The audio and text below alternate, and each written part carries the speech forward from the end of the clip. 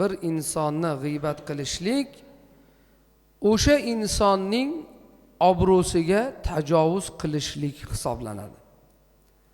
Alloh subhanahu va taolo ham Qur'oni Karimda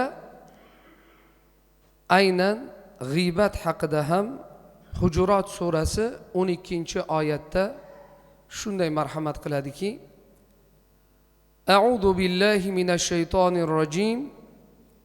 Ya ayyuhallazina amanu ijtanibu kathiran minadh-dhann inna ba'dadh-dhanni ithm. Ey iymon keltirganlar dedi Alloh taolo. Ko'p gumondan saqlaning dedi. Birovlar haqida ko'p gumon qilishlikdan saqlaning, chunki ba'zi gumonlar gunohdir dedi Alloh taolo. Va la tajassasu, va birovlarni aybini axtarib josuslik qilmang dedi. Va la yaghtab ba'dukum ba'da, va ba'zilaringizni g'iybat qilmasin.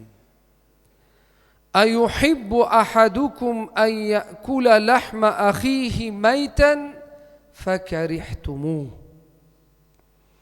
Sizlardan biror kishi o'lgan birodarini go'shtini yeyishlikni yaxshi ko'radimi?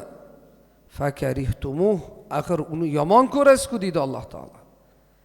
Vattaqulloh, Allohga taqvo qiling. Innalloha tawwabur rahim. Albatta Alloh tavbalarni qabul qiluvchi va rahimli zotdir dedi. Demak, Qur'oni Karimdagi ushbu oyat karimada Alloh subhanahu va taolo siz u biz insoniyatni bir-birimizni haqlarimizga tajovuz qilmaslik ma'nosidagi eng muhim masalani aytayaptiki, ko'p gumondan saqlaning deyapti Alloh taolo. Qarang, birinchi ta'lim. Chunki o'sha g'iybatga olib boradigan narsalardan biri ham nima? Gumon qilishlik. Birov haqida yomon gumonda bo'lishlik.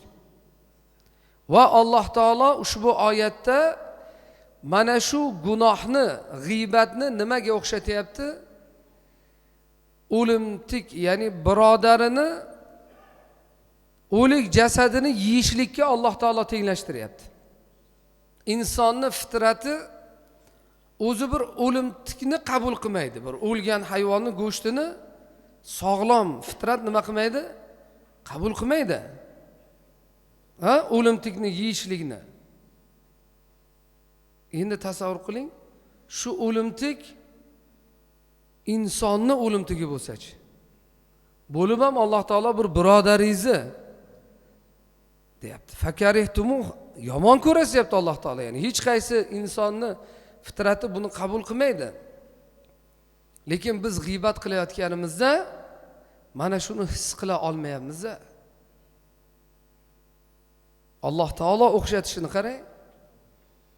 Agar biz shuni his qila olsak, qanchadan qancha g'iybatdan o'zimizni tiyishimiz mumkin ekan.